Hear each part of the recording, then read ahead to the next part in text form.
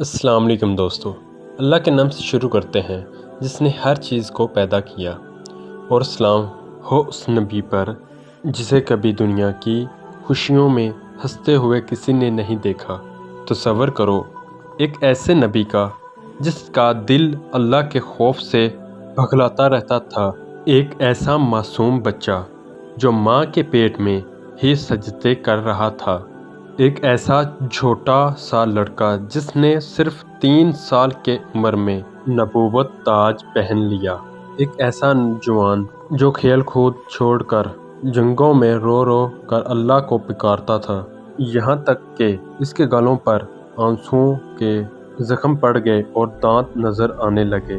وہ نبی جس نے شیطان کو بھی اپنے سامنے جھکا دیا، اس کے تمام جال دیکھ لیے، اور پھر بھی اپنے رب سے عہد کیا کہ اب کبھی پیٹ بھر کر نہیں کھاؤں گا جب تک رب سے نہ ملوں۔ اور پھر ایک دن وہ دن آیا جب حق کی آواز کو دبانے کے لیے ایک ظالم بادشاہ نے حکم دیا۔ محراب عبادت میں نماز کی حالت میں ان کا سر قلم کر دیا گیا، لیکن دوستو وہ سر بھی بول اٹھا، یہ لڑکی تیرے لیے حلال نہیں، اور اس کا خون زمین پر گرتے ہی ابلنے لگا، برسوں تک ابلتا رہا، جسے آسمان و زمین بھی ان کی شہادت پر رو رہی ہو۔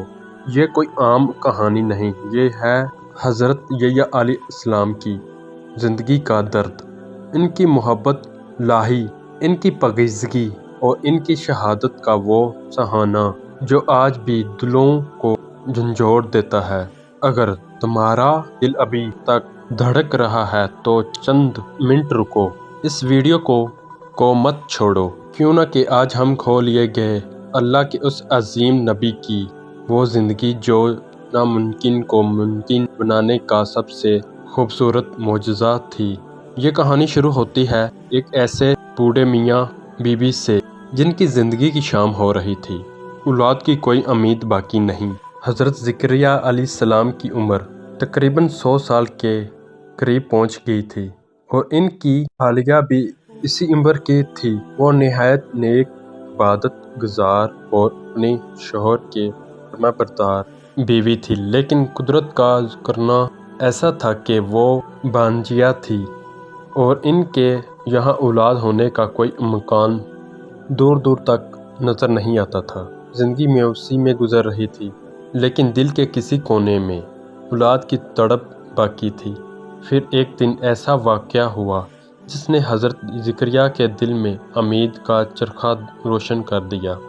حضرت زکریا علیہ السلام کی ضم حضرت مریم علیہ السلام کے حجرے میں گئے تو دیکھا کہ وہاں ایسا پھل موجود ہے جن کا موسم ہی نہیں۔ وہاں حیران ہو گئے کہ یہ پھل کہاں سے آیا۔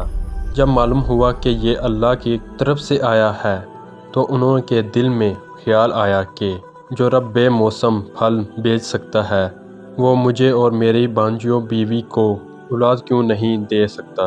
بس اسی یقین کے ساتھ مایوسی کے عالم میں بھی اللہ کے بارگاہ میں ہاتھ اٹھا دیے۔ اللہ نے اپنے نبی کی تڑپ دیکھ لی، فرشتے آئے اور خوشخبری سنائی کہ اے زکریا، اللہ تمہیں ایک عظیم بیٹے کی خوشخبری دیتا ہے جس کا نام خود اللہ نے یحییٰ رکھا ہے۔ یہ وہ بیٹا تھا جسے اللہ نے بچپن ہی سے نبوت کے لیے چن لیا تھا۔ جب حضرت یحییٰ علیہ السلام پیدا ہوئے تو پورا گھر ان کے چہرے کے نور سے روشن ہو گیا۔ تاریخ لکھتی ہے کہ ان کا حسن و جمال ایسا تھا کہ دیواریں چمک اٹھتی تھیں۔ روایت میں آتا ہے کہ پیدائش کے فوری بعد فرشتے انہیں آسمان پر لے گئے، اللہ کی قدرت سرکرائی، اور پھر واپسی لے کر انہیں کے والدین کے حوالے کر دیا۔ اس بیٹے کی پیدائش نے انہیں صرف ماں کا دل توڑا کہ اور باپ کو خوشی دی، بلکہ اللہ نے ان کے ذمے ایک بڑا کام لگایا تھا، اور وہ تھا حضرت یحییٰ علیہ السلام کی سچائی کی گواہی دینا۔ حضرت یحییٰ علیہ السلام کا مقام اتنا بلند تھا کہ جب وہ ابھی ماں کے پیٹ میں تھا تب ہی انہوں نے اپنا فرض نبھانا شروع کیا ایک روایت ہے کہ جب ان کی والدہ کا سامنا حضرت مریم علیہ السلام سے ہوا جو اس وقت حاملہ تھی، تو حضرت یحییٰ نے ماں کے پیٹ کے اندر سے ایسی حرکت کی جسے وہ حضرت مریم علیہ السلام کی تعظیم کر رہی ہو۔ دوستو تصور کرو 4 سال کا ایک معصوم بچہ جسے اس کی اہم عمر کھیلنے کے لیے بلا رہی ہو، لیکن وہ جواب دے میں کھیلنے کے لیے پیدا نہیں کیا گیا اور نہ کوئی اس مقصد کے لیے پیدا ہوا ہے۔ اس خدا کو یاد کرو جس نے ہمیں پیدا کیا ہے۔ 4 سال کی عمر میں آپ کو پوری تورات زبانی یاد تھی اور 10 سال کی عمر تک بڑے بڑے معجزوں میں کھڑے ہو کر لوگوں کو اللہ کی طرف بلانے لگے تھے۔ اللہ نے حضرت یحییٰ علیہ السلام کو صرف 3 سال کی عمر میں نبی بنا دیا تھا۔ قرآن گواہی دیتا ہے کہ ہم نے انہیں بچپن میں ہی حکم یعنی نبوت عطا کر دی تھی۔ اللہ نے انہیں 5 خاص باتوں کی تبلیغ کا حکم دیا: اللہ کو ایک ماننا، نماز قائم کرنا، صدقے دینا، روزہ رکھنا اور ہر وقت اللہ کا ذکر کرنا۔ حضرت یحییٰ علیہ السلام نے دنیا کی ہر حساس کو چھوڑ دیا تھا۔ وہ اون اور بالوں کے سخت لباس پہنتے تھے، اتنا روتے تھے کہ رخساروں پر زخم پڑ گئے تھے۔ ان کے والدین ان کے آنسو پوچھتے تھے، لیکن آنسو اتنے زیادہ ہوتے کہ کپڑے بھیگ جاتے تھے۔ پھر وہ واقعہ آیا جب حضرت یحییٰ کا سامنا شیطان سے ہوا۔ انہوں نے شیطان سے اس کے تمام جال دکھانے کو کہا۔ شیطان نے بتایا کہ عورتوں کے ذریعے مردوں کو پھنساتا ہوں، گانے بجانے اور شراب کے ذریعے لوگوں کو غافل کرتا ہوں اور نیک لوگوں کو بھی بھٹکانے کی کوشش کرتا ہوں۔ حضرت یحییٰ نے پوچھا، کیا کبھی مجھ پر قابو پایا؟ تو شیطان نے کہا، نہیں، بس ایک بات ہی کہ کبھی کبھی تلوار میں زیادہ کھیل لیتا ہوں اور عبادت میں دیری ہو جاتی ہے۔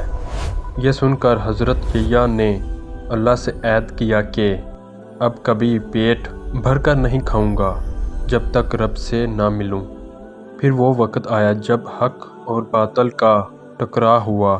ایک ظالم بادشاہ ہیرودوش اپنی ہی بھابھی کی بیٹی سے شادی کرنا چاہتا تھا۔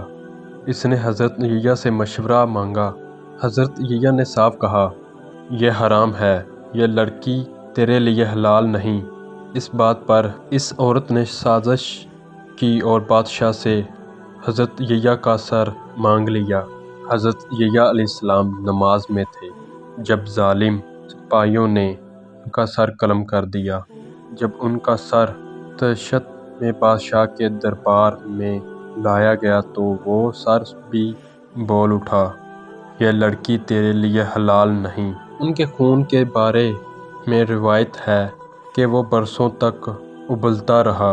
اللہ نے بدلہ لینے کے لیے اس بستی پر عذاب بھیج دیا۔ کہا جاتا ہے کہ ان کی شہادت پر سوج 40 دن تک سرخ رہی۔ دوستو حضرت یحییٰ علیہ السلام کی زندگی ہمیں سکھاتی ہے کہ چاہے جان چلی جائے، حق کا ساتھ کبھی نہیں چھوڑنا چاہیے۔ اللہ کی سلامتی ہوئی حضرت یحییٰ علیہ السلام پر جس دن وہ پیدا ہوئے، جس دن وہ شہید ہوئے اور جس دن دوبارہ زندہ اٹھائے جائیں گے۔